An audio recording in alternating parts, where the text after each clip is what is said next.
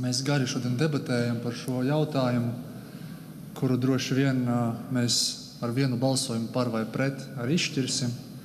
Un es uzreiz teikšu, ka es balsošu par viņu, par šo koncepciju valsts drošības stiprināšanai. Lai gan arī viens dokuments neko varbūt neizmaina, tomēr, manuprāt, ir svarīgi iezīmēt to virzienu, kurā mēs ejam. Kolēģi izteica kritiku, ka nebija iespējams ar šo dokumentu iepazīties. Manuprāt, ka mums arī katrā frakcijā ir jāuzticās arī saviem kolēģiem, gan tiem, kas darbojas Nacionālās drošības komisijā, gan arī tiem, kas darbojas aizsardzības, iekšlietu un korupcijas novēršanas komisijā. Jo saprotu, divas komisijas ir šo koncepciju skatījušas. Man arī, protams, ir dažas kritiskas piezīmes, un līdz ar to es tās pateikšu, bet, kā teicu, manuprāt, koncepcija ir jāapstiprina, bet tām dažām kritiskajām piezīmēm, ko mēs šodien debatēs daudzi paužam, tām ir jāpievērš uzmanība, un droši vien, ka tas ir jārisina kādos citos dokumentos, ne tikai uz papīra, tā teikt, bet arī dzīvē. Pirmkārt, es gribu teikt, ka par sabiedriskajiem medijiem mazākumu tautību valodās, kā teica Puntuļa kungs. Es ar prieku vakarā ieejot LSM Rus versijā, ieraudzīju, ka tur tiek izmantotas arī poļu, ukraiņu un baltkrievu valodas. Un, manuprāt, tas ir tieši tas virziens, kurš ir jāatbalsta, jāstiprina. Un, ja kādam ir iebildumi pret vienu no mūsu kaimiņu valstu valodām, es saprotu, ka tur var būt iebildumi arī lielā mērā. Mēs redzam to statistiku, piemēram, pēdējās Saeimas vēlēšanās, un tajā pašā Latgales vēlēšana apgabalā. Latvijas-Krievu savienība 7%, suverenā vara 5%, gandrīz Saskaņa 11%.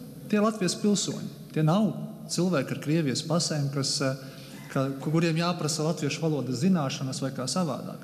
Tie ir 23%, es tā ātri uzmetu, kas nav viena no šīm trijām partijām, kas nav pārstāvēta parlamentā, bet acīm redzami šiem Latvijas pilsoņiem ikdienas valoda ir kāda no mazākuma tautību valodām.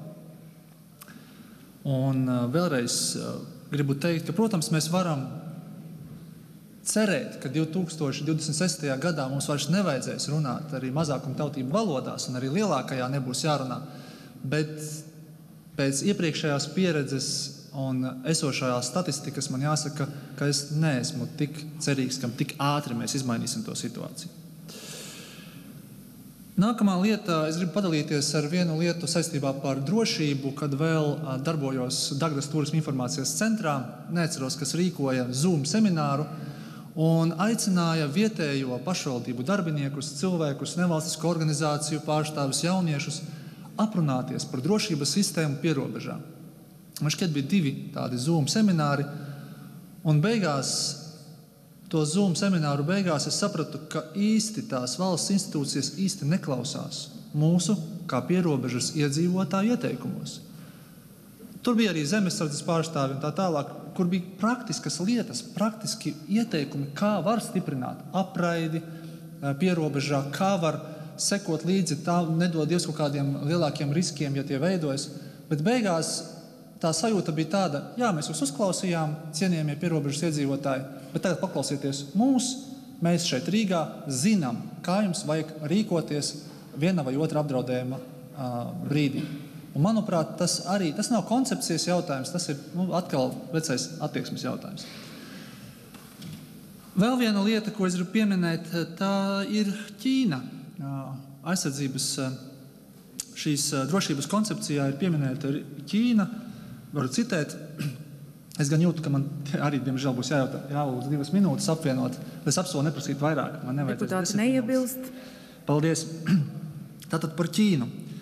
Dokumentā ir rakstīts, tāpat Latvijā un citās Eiropas Savienības valstīs pieaug kiberuzbrukumu skaits, kas veikti no Ķīnas teritorijas.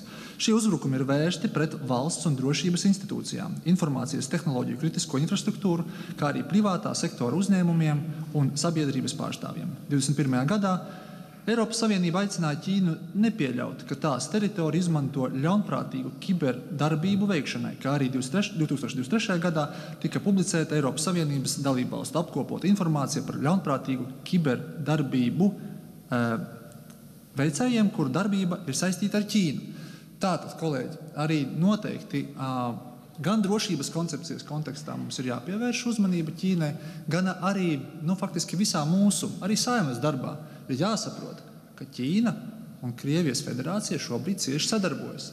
Tāpēc es personīgi aicinu arī, rūpīgi izvērtēt dažādas savas deputātu aktivitātes, kas saistās ar šo valsti. Un visbeidzot, nedaudz metot tiltu uz to, ko es esmu teicis, dokumentā ir minēts, ka valsts pārvaldei vienoti un mērķēti jāturpina strādāt ar prioritārajām mērķauditorijām, īpaši jauniešiem un iedzīvotājiem reģionos, īpaši Latgales un Vidzemes pierobežas novados. Tas ir vecais stāsts par drošību, ko arī Sprindžuka kungs vairāk kārtīgi piemin, ka drošība tas nav tikai vienas koncepcijas stāsts. Tas ir mūsu visu, gan pašvaldību, gan valsts pakalpojumu tīkls, skolas, sabiedriskais transports, policija, robežsardze un tā tālāk. Aicinu atbalstīt šo koncepciju un tiešām rūpēties par drošības stiprināšanu Latvijas valstī.